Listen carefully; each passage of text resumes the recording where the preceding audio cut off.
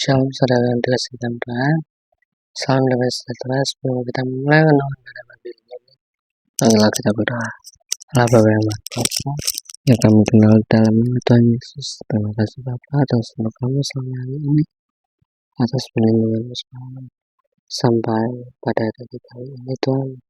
Setiap anugerah-Mu, anugerah kehidupan, nafas yang segar, udara yang segar, cuaca yang cerah, semuanya Engkau berikan pada kami Tuhan.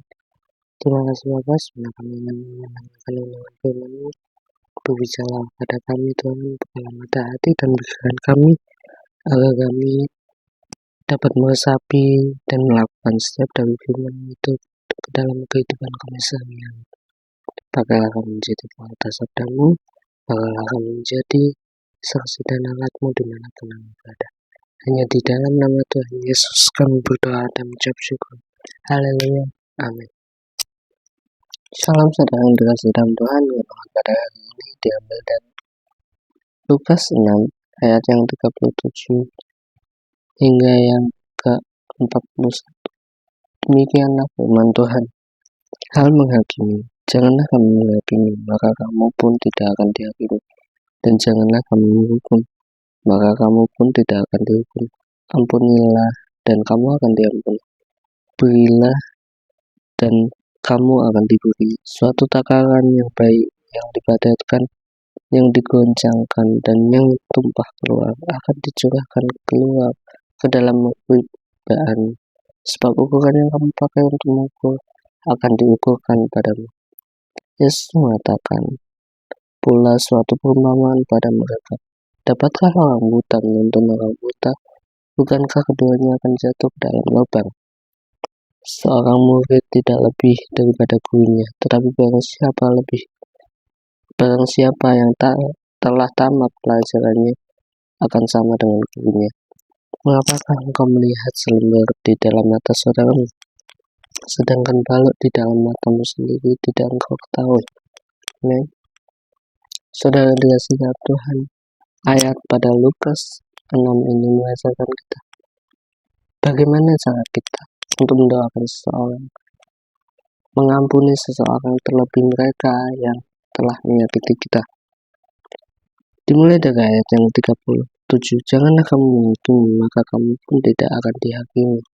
Janganlah kamu menghukum, maka kamu tidak akan dihukum. Ayat pada hari ini mengingatkan kita akan hukum tabur tuai.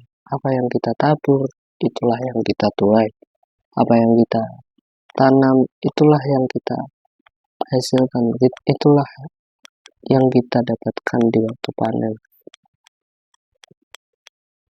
Contohnya ketika kita bercocok tanam, ketika kita menanam padi atau biji yang tidak berkualitas atau yang tidak bagus, hasilnya juga tidak akan bagus.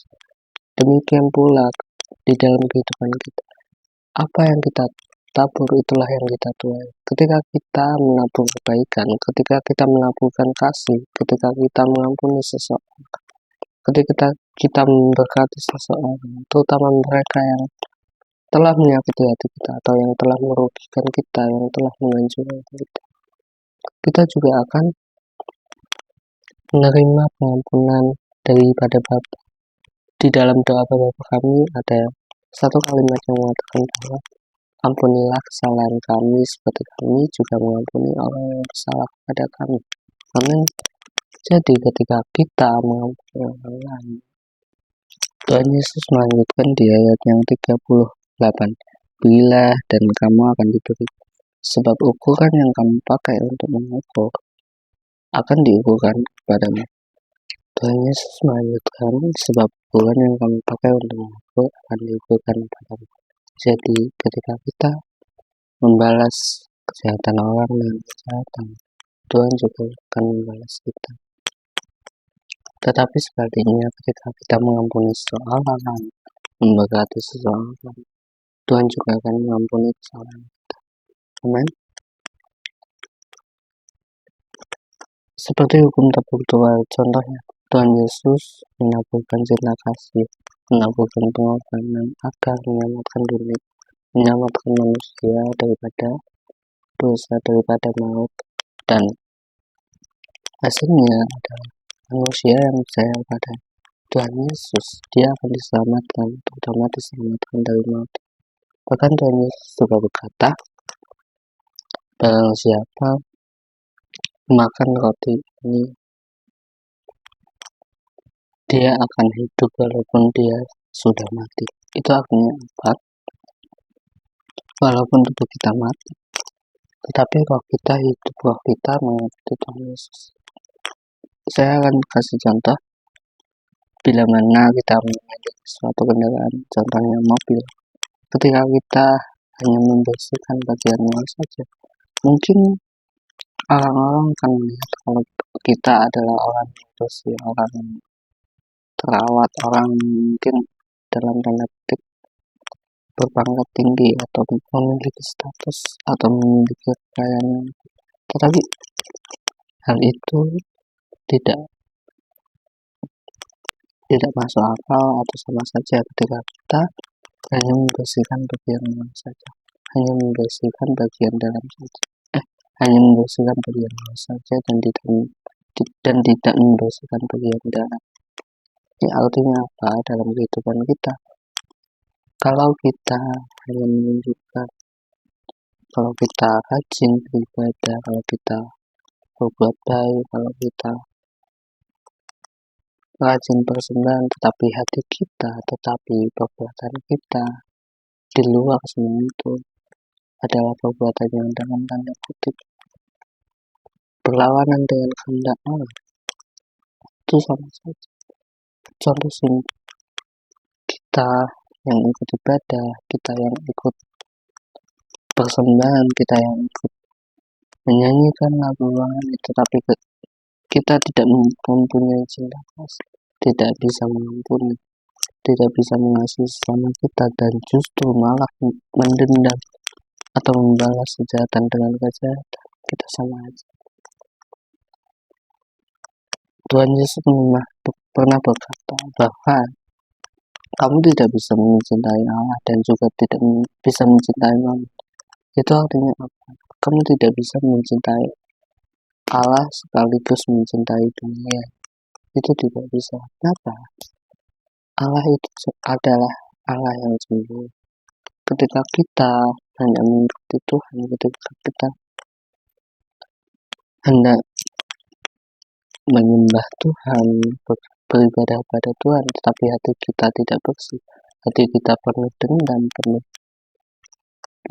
kejahatan, membalas kejahatan dengan kejahatan, dan tidak membalas dengan cinta kasih. Hati kita tidak mau mengampuni, tidak mau mengasihi. Itu sama saja kita mendustai Allah. Karena apa?